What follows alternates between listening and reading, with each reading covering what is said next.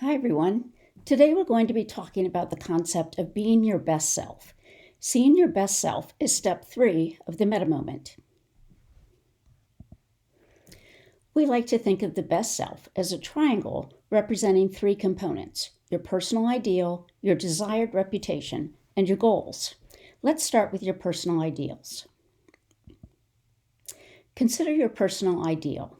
Who do you want to be for you? In answering, you might consider your values or personal characteristics that matter to you.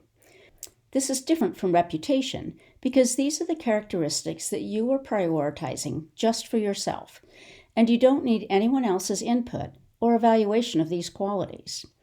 An example could be generosity. That's important to you, but you don't care if others know this about you. Or you value fitness or mentorship or spirituality, but it's not important how others see or know about these qualities in you. The next piece is your desired reputation. Hopefully, this doesn't come as much of a surprise, but people talk about you when you're not around. So for the best self, we want to consider how we want to be seen, experienced, and talked about by others. When someone thinks about you, what do you want them to be thinking?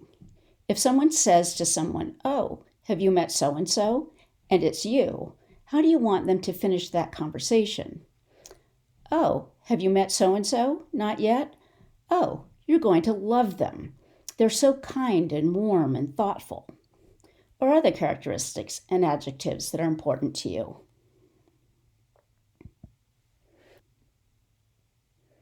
The final piece is your goals, and these are really about your goals for a specific situation or specific role. In a minute, we're going to talk about how your best self might change from role to role. But you might think about your goal as an educator or school leader. Are you working towards developing the next generation of leaders? Do you want to take on more responsibility at your school? These are some examples of goals that are specific to your role.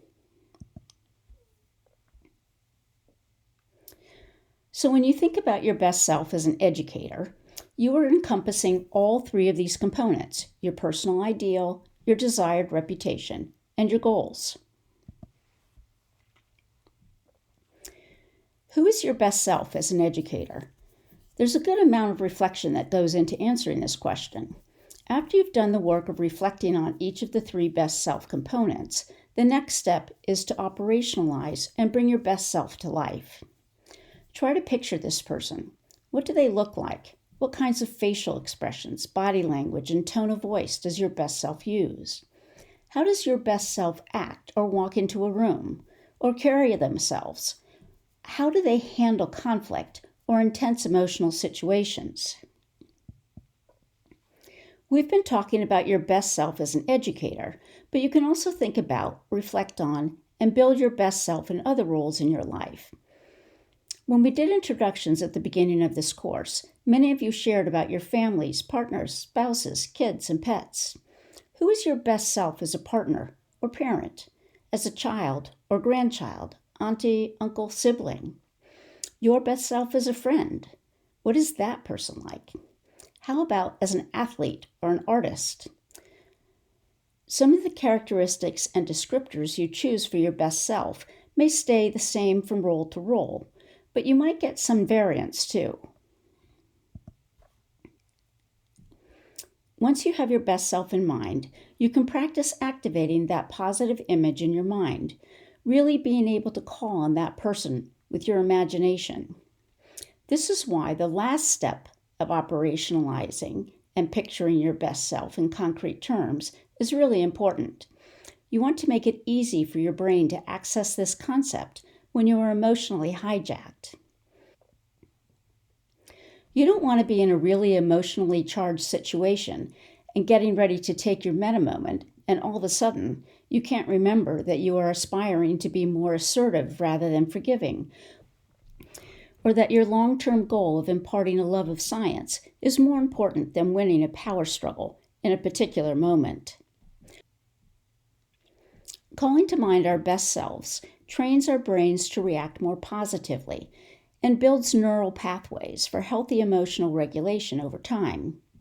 Setting positive intentions, like engaging with your best self, also affirms an "I can do this" type of attitude, which speeds up the cooling down process during intense or charged emotional experiences, helping us to respond in more helpful ways. So this week, in your activity, you'll have time to really think through your best self and to consider how to leverage that best self in all the different ways you live in your life. Just remember, becoming your best self is a lifelong process. Dream big, but also practice self-forgiveness. We are all on this journey together.